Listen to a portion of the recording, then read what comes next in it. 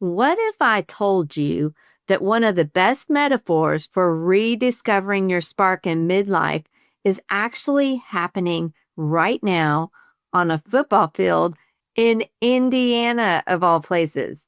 A team that was never expected to win, never has won, hasn't won in like 50 some years, is now standing on the biggest stage and knocking on the door to the national championship. New leadership, a shift in culture, players stepping into who they were always capable of becoming. Today, I want to talk to you about why this season matters, whether you've ever watched a game or not, and what it can teach us about comeback seasons, fresh starts, and believing it's never too late. Our best age is now. Hi, friends. Welcome to Taking Back Happy. I'm your host, Gina Granville, God's girl, retired homeschool mom of 4, empty nester, GG, essential oil and exercise enthusiast, Christian life coach, and someone who is taking back her own happy. I know many of you feel exactly like me in these midlife years, a sort of loss of direction, but you feel way too young and vibrant to sit on the porch and just watch life go by. What if you could reclaim your life, finding deep joy, renewed passion and purpose, and plenty of adventure in these midlife years? If you are ready to find your spark again, throw on those walking shoes, pop in those earbuds, and join me right here as we take back happy together. Hey friends, I am so glad you're here. Have you had a chance to check out the Taking Back Happy Facebook group? I am constantly doing updates in there and changing things up and trying to make it interactive. So hop on over there and check it out when you get a chance.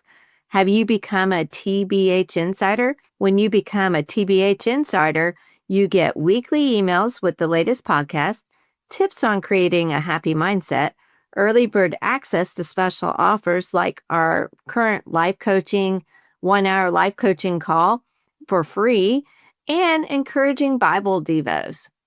Just click on the link in the podcast description and sign up today, or send me a message and I'll help you do the same thing. Okay, so I am totally geeking out over today's podcast because I'm totally geeking out over Indiana. I went to Indiana. I grew up in Indiana. I went to the school there and I got my degree there. And I'm so psyched. They've always been really good at basketball, but wow. All I can say about this season of football is it is magic. So when I was thinking about this and kind of tying it in with this midlife season, one thought was coming to mind is just because it hasn't happened before doesn't mean it can't happen now. Indiana football becomes living proof of that. You know, just because there's a long history, that long history doesn't get the final word, either in our life or in the life of our sports team, our favorite sports team. And also, like, one season of belief can really rewrite a story. You know, this has just been a magical season. It's really a magical 2 seasons, but this one's been just like total magic. When you add the right leadership to unity, you can awaken dormant potential. And that's really midlife women in a nutshell. So today, I'm not going to break down stats or plays or anything like that. I want to talk about the deeper story underneath of all this, because that's what's actually happening on the field is the same thing that God does in our lives when we're willing to start believing again. So since we're talking sports this week, let's talk points. Point number 1, a new coach equals a new voice. So if we want to look at it from like the football angle, a new coach didn't just bring new plays. He brought a new belief system. He saw potential where others saw a losing record. He refused to coach from the past. If we want to tie that into our midlife season, many women are still being coached by old voices, old disappointments, even old versions of themselves. Midlife is often when God introduces us to a new voice, like a new way of thinking or a new calling, a new standard, just something new that he's doing in our life. When I went through training to become a life coach, it really, really stretched me. I did all those things. I had a new way of thinking. I had a new calling that God had put on my heart. I had new standards that I held myself to. And I realized, it wasn't my circumstances. I wasn't a victim to the circumstances around me. It was my thoughts where everything started. And you don't really need like a new life. Sometimes you just need new leadership over your life. You just need to make those decisions and decide, hey, this is how I want my life to look. It doesn't mean it's going to be perfect. It doesn't mean it's going to be without obstacles, but it is such a different starting place than like, oh my gosh, I'm stuck in this situation. I love the Bible verse in Isaiah 43:18 and 19. Forget the former things. Do not dwell on the past. See, I am doing a new thing. And if we just listen, if we just tune our ears, if we just look for that, I feel like God's going to meet us where we're at. Okay, point number 2. Culture change happens before the win. So, from the football angle, Indiana didn't just start suddenly winning because of luck. The culture actually changed. Coach Signetti brought in things like accountability, discipline, trust, and doing all the small things right over and over again. The wins are just really the kind of like the fruit of his foundation that he's laying for those boys. If we tied that into our own lives, we might realize that rediscovering our spark isn't about like a dramatic overhaul. It's really about those small things. It's about our daily thoughts, our daily choices, even our daily like faithfulness, how we show up for ourselves. We're used to showing up for others, but do we actually keep our word to ourselves? You don't really rebuild your life by accident. You have to rebuild it by intention, one step at a time. I feel like my whole life I've done a pretty good job of like showing up for other people. Definitely showing up for my kids when I was raising them and homeschooling them, showing up for my friends, showing up for my family, for my mom. But, showing up for myself has been a different story. And so it's been one of those things where you're like, you say you're going to do something and you don't keep your word to yourself. And I can't tell you how many times I've kind of blown me off, I guess, like I'm going to do this thing and then I don't do it. And I'm like, well, I'll do it tomorrow. And I wouldn't for a second think of putting somebody else off for tomorrow, but a lot of times I'll put myself off. So we want to do the same things with our, those daily choices that we make that we would do for someone else. So here's a couple questions to think about. What culture am I creating in my mind? And am I practicing hope or am I rehearsing defeat? So that brings us to point number 3. One star can inspire, but it takes a team. So from our football angle, of course, there's always going to be a standout player. There's a few standout players on this team. And one of them, like Heisman level talent, but no one wins alone. The linemen are doing their unseen work. The teammates are covering the mistakes. Everyone's playing their part in the assignment. Fernando Mendoza is an amazing quarterback, but he constantly reminds his teammates what the coach told him is we win the Heisman as a team. As women in this season of life, we often try to do everything alone. We try to be strong. We try to be spiritual. We try to be, I'm fine. It's all fine. But honestly, flourishing requires more. It requires community. It requires mentors in your life. It requires God is just like your ultimate teammate. Every time I talk about community, I get super excited because this has been such a big part of my story. I started out and I had just gone through a divorce and I connected with my friend Lawana and we were kind of like, she was going through a divorce as well. And we were kind of like just little, I don't know, we weren't mentors to each other because we weren't at that stage yet, but we would listen to each other and encourage each other. And before I turned around, I was in an Oily Peeps community. She actually introduced me to the oils and My friend Janice also had introduced me. And I was in that community and I helped build that community. And I had classes in my home. And I still have classes in my home. Not quite as often as I did before. I was doing like 2 classes a month. And now I'm doing a class occasionally. But, that community was so helpful to me. It helped me not only just in my wellness, but also it helped me grow and flourish and help other people too.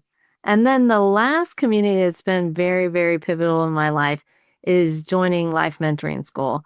That has just been another life changing community. It's elevated my thoughts, it's given me a new way of living.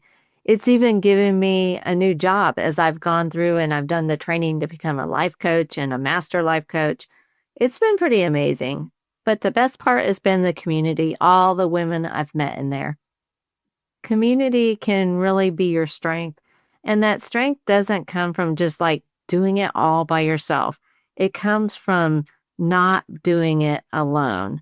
Okay, point number 4. Mistakes didn't define the season. So this year's actually been a perfect season for the Indiana Hoosiers. But last year they did so well. They got to the playoffs and they got put out in that very first game. Just looking at that, there's no perfect games.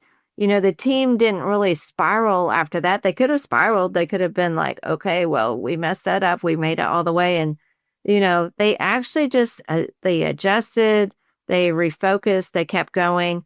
And if we tie that in with our life, there's so many women that believe actually just lies, like I should be past this by now. I should be better at this than I am. I've messed up too much. I've missed my window of opportunity. But we have to remember that progress isn't perfection. It isn't doing everything right. It's actually our perseverance. So I just want to encourage you today. You are not disqualified because you've stumbled or you've made a mistake or you're not as far as long as you want to be. You're still in the game and God redeems the entire seasons of our life. Our seasons when our kids were young, our season now, and even our seasons as we age. Proverbs 24:16 says, though the righteous fall 7 times, they rise again. I love that. I love that it says 7 times because we know that when we make mistakes, it's usually not just once. Okay, so that brings us to our final point. Point number 5. They played like they belonged there. So from our football angle, when Indiana reached these big playoff games, they reached these big kind of like you would call stages. They didn't shrink from it. They played with confidence as if they expected to be there, as if they deserved to be there even. And so when we tie that in with our lives, so many times women are really hesitant to step out like into leadership or even their joy, being visible to others, their calling, any of those things. And I remember thinking a lot of times, like, I don't belong here. Like, I'd be in a group and I'd be with some women and I'd have just all these cruddy thoughts. I'd be like, oh, well, I'm not married, or, oh, well, I'm not educated enough, or, oh, well, there was always an oh, well in there somewhere, right? So I used to think, well, I don't belong here. But now I just choose to believe I belong. So if I walk in a room and I don't know people, and instead of like expecting them to make all the effort and make me feel like I belong, I just decide I'm going to belong. And you can do that too, because like I say, you get to decide. So confidence really isn't like arrogance. It's not being like snooty or thinking we're better than someone else. It's really just being in agreement with what God says about us. So here's the question to ask yourself. What if you believed you belonged in this season?